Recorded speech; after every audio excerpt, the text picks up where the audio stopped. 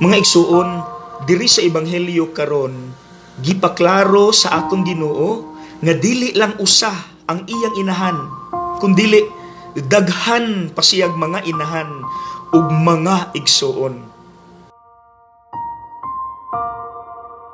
Ug ang migawas sa akong pamalandong mga igsuon kining pulunga. Dili nato ma-question ang Ginoo ani kaysa dinhi pa siya ang mga luod unta hikapon nga mga masakiton iyag yung gihikap before giayo. Ang mga bata nga walay kwenta iyang gisabak. Ang mga babae nga muralag mga butang sa una iyang giamigo.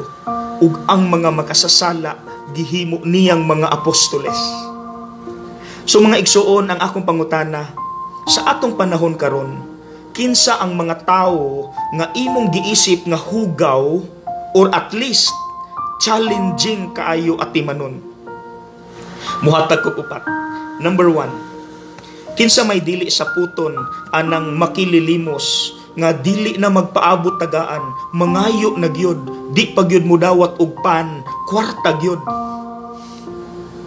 Number 2, kinsa may dili sa puton anang imong mama or papa, lolo ug lola nga tigulang giango-anguna, magdula na sa hugaw, magbuot-buot nag iya, gahi nag-ulo, kusog na mga saba. Kinsa may dili sa puton anang anak diha sa imong pamilya nga apiki kay diri, matintal gyud og sulti, may pa imong igsuon kay bright ug talented, ikaw bugo. O kining number 4, dili hugaw, kundi challenging. Alang sa mga parents diha nga nay mga anak nga nay mga special needs, mentally ug physically, nga mag-double time gyud sa pag-atiman. Dili sa iyon. Mga igsuon, maura ba ni sila ang gipasabot ni Jesus nga mga mama, papa ug mga igsuon?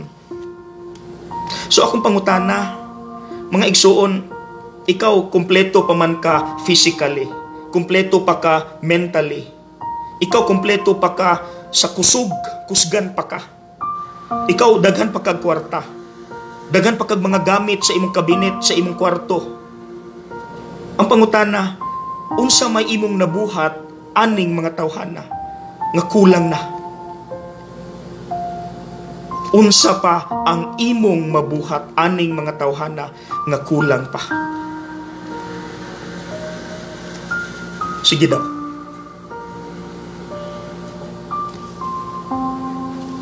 God bless.